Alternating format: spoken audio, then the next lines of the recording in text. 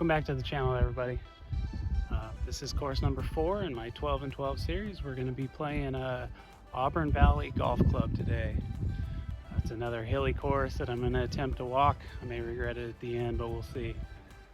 If you're new here, I'm attempting to play 12 new courses in 12 months, or 12 courses that I've never played before.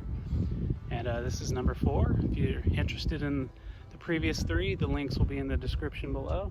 And give them a view. And we'll take you guys along, give you a review at the end of the course. Thanks for watching, guys. I don't think I would park my vet right there. What about you? That close to the green? Hole number 1 here at Auburn Valley is an uphill par 4. Got to feed it between these 2 big trees here that guard the fairway. I end up pulling this drive just a little bit to the left, but there was plenty of room over there. Tree troubles were a common theme on this round, so let's keep track of it. There's number 1. I clipped the tree here and ends up underneath another tree for the second time. Just trying to punch up onto the green here and don't even make it to the green.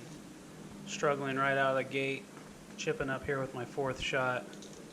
And this was my first real good look at how slow these greens were.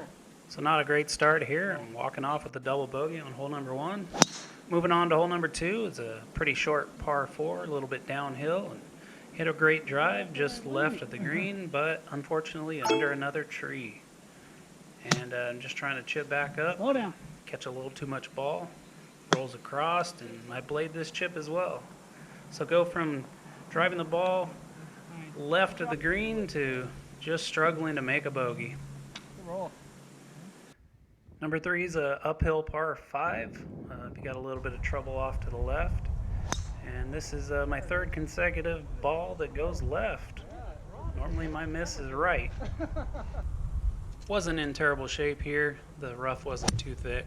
I'm just using a 3-wood, trying to advance it as far as I can. Man, I like to put myself under the trees. Just using an 8-iron here, just trying to punch it low under this tree and get it to run up onto the green. That worked out good, hopefully. I did have a good look at birdie here, but these greens hadn't been mowed in quite some time. They were really, really slow.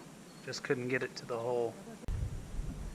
Completely forget how to hit a golf ball here with this tee shot and end up topping it into the thick penalty area and taking the provisional here. And yeah, just hit it right for the trees. I do hit a really good shot here with my 3-wood. Just punched it out from under the trees, got it to release out onto the fairway, and had a good look at it here with my 5th shot, I believe.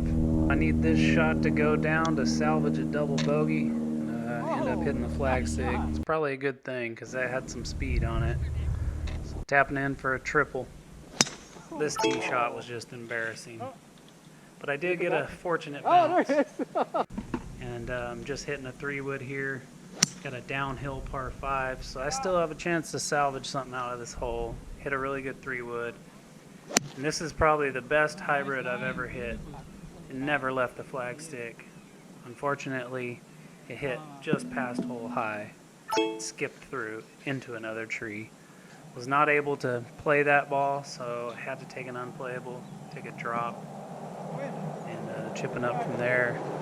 And have a look at a bogey here. And I'm able to get the speed right and knock it down. Hole number 6 is a 147-yard par 3. Plays over this beautiful pond and hit a decent little 8-iron here. Actually skipped just a little bit off the back of the green. It's pretty small greens out here. Nearly chipped this one in with my 60-degree wedge. I'm able to tap in. I don't even have to go get the putter for that one. Hole number 7 calls for a little bit of a left to right ball flight, and for a while this one was looking really good. Yeah, that's good. I have a magnet towards the trees today.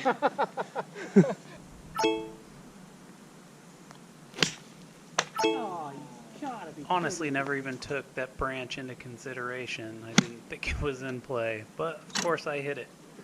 This shot was right over the flag stick, just a touch deep. A little bit of a downhill putt. These greens were just really difficult to figure out the speed. But I am able to tap in here for a bogey. Right on there, they're probably spawning on that bucket right there. Oh, no way. You see them? Yeah, they're spawning on that bucket there. Yeah, see them on that blue bucket? Oh, I see them. That's beautiful. Number 8 is a par 3 that plays slightly uphill, and you're hitting up to one of the larger greens on this golf course. It is a split level green, and unfortunately I pull it a little to the left and I find the upper half of this green left with a difficult downhill putt. Just give it a little too much speed. I didn't think that was going to be possible on this green. Actually putted it all the way off the surface and tried to chip back on from there, and just a terrible display of short game on this hole. Walked off with a double bogey on a par 3. Here on number 9, I knew from watching the Golf Fanatics video that there was a pond over here to the right that you couldn't see, so I was not going to hit it into that. End up pulling it well left. Good kick, good kick. Just never got that ball low enough, and I hit the tree, but it bounced right back into the middle of the fairway, which is where I should have laid up to anyway. And I had a good look to save par here. Come on. Get in. Oh. And just slightly passed on the left-hand side. Yeah. You're hitting from an elevated tee box here on number 10, actually hitting over the road that you drive into the golf course. And this is the only hole on the course that I can remember that had a fairway bunker. Hang on. Did I also mention there's trees off to the right? Not the best effort here, but hey, at least we're out of the trees. And I do have a look at the green here with my third shot and hit a pretty good 7-iron here. Had a lengthy downhill putt here to save a par. Just never get it online. But we'll take the tap-in bogey. The fairway here on number 11 kind of splits between two ponds. You kind of want to favor the left-hand side because the right has a bunch of trees. Did someone say trees? Yeah, that's right where my ball's headed. Yeah, it's a tree type of day today for you. Man.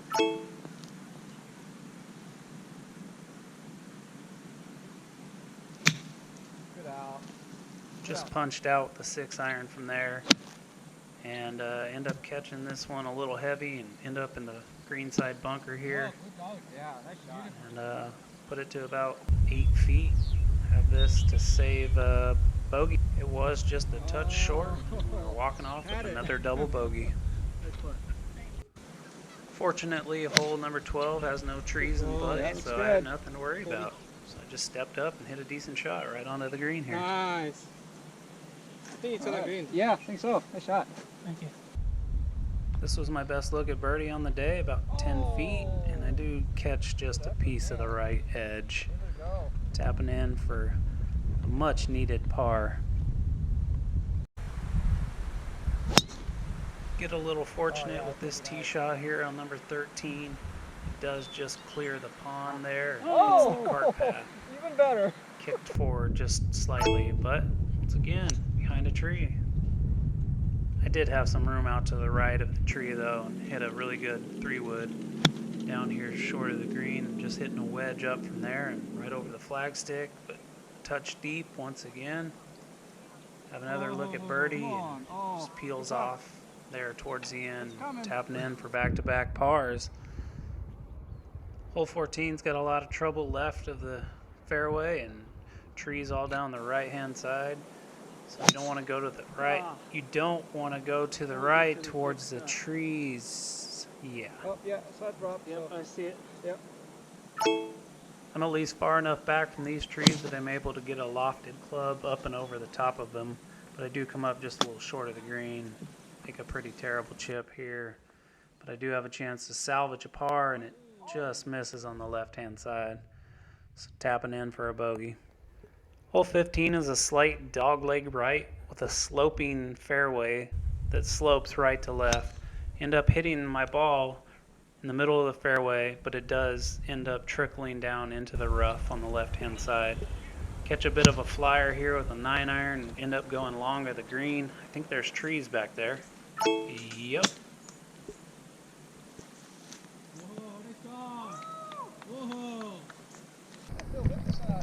The old flopper. Really excellent flop shot. Thank you. So I was able to hit a pretty decent flop shot from back there, but you really got to pay those shots off with a good putt, and I didn't. I'm going to blame the wind on that one. Hole 16 is another par 3 that plays over a pond to a fairly decent sized green. And I hit a good shot in here, a little bit more left to right movement on this ball than I'd like, but the result was good. Nice. Good shot.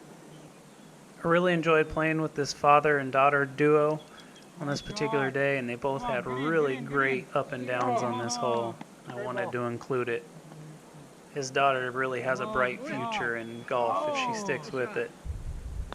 They both were able to convert their par, and I had this for a birdie come up a little short, but I'm able to convert my par as well. Hole 17 is a medium length par 4. Water's really not in play unless you top one like I did earlier in the round. There is, however, a bunch of trees off to the left, and I kind of flirt with them a little bit, but I do fade it back. A shortcut. Nice shot. Was a little concerned about going long on this hole. I wasn't sure what was behind the green, so I think I was a full club length short. But I did manage to find the putting surface just a long way back. Never give this a chance. You can see how slow these greens are by how hard I hit this, and it still barely only goes by about a foot. Finishing with a par 5 here on number 18, and kind of plays down into a big valley. And hit a good drive here on number 18. Where's that been all day? Fading in. Mentioned something earlier about topping a ball. Yep, there's an example of it right there. Unfortunate that it does stay out of the long grass, but I'm left with a difficult stance here and a big clump of grass behind my ball. I'm just trying to advance it as far up as I can. Come up a little short and left of the green here, and hit a big flop up onto the green, and have a chance to save a par here. Nice. Looks good. Oh, But just come up a little short, tapping in for a bogey. Well, thanks for watching. Just finished up out here, Auburn Valley Golf Club. Another terrible round. I think I ended up shooting a 90, which is like the first time I've been in the 90s in 2 years.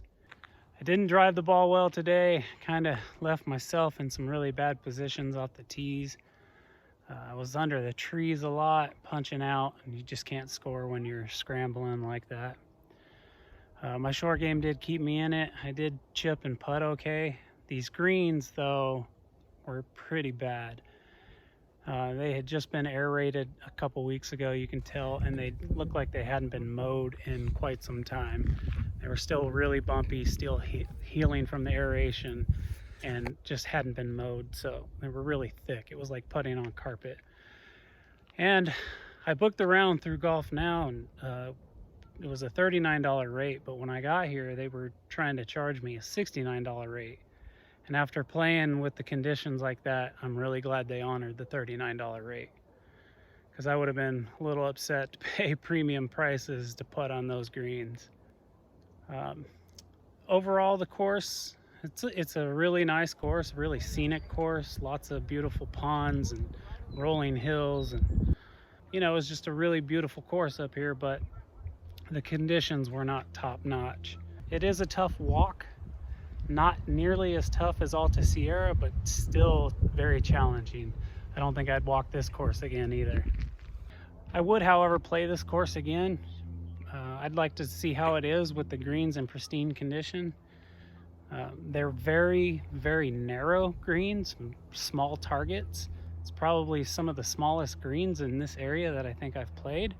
The sand traps out here were in typical condition right now, just no rakes and not maintained. I'd like to get back to the times when people maintain their bunkers and you can actually play out of them. I did play out of one. It was actually the only bunker that I was in today, and the sand in that one was playable, so I played out of it. But I saw some on the course that had my ball been in it, I probably would have taken the free drop from there. Fairways were rolling pretty good. If you got the ball, you know, in the fairway, it would roll. I just didn't hit many fairways, so I didn't get that roll out. I hit my irons really well today, and I putted decent for the way the greens were. The speeds were really hard to get down because you're putting uphill on some of these with some really thick carpety greens. It's hard to get the ball to the hole. And then on the downhill putts, you know, you think you gotta give it a little bit more to get it to the hole. So it was tough to read the speed of the greens. The rough, you know, there was some decent rough here and there. There's some really long grass that you can get into. Like I said, I was in under the trees a lot today, so that made it difficult. For the golf courses in this area that I've played, I would probably rank this one towards the end of them. I mean, I think I would go the Ridge, Dark Horse, Alta Sierra, and then here, out of the 4 that are up in this area. But I would come back and play this course again. I mean, it's not a terrible course. I've played much worse. But thanks for watching. Remember, if you like the video, hit that subscribe button, hit that like button. I've got 8 more courses to go, and I've got some really big courses on my list coming up here this summer, so stay tuned for those. I appreciate you guys watching. We'll catch you on the next one.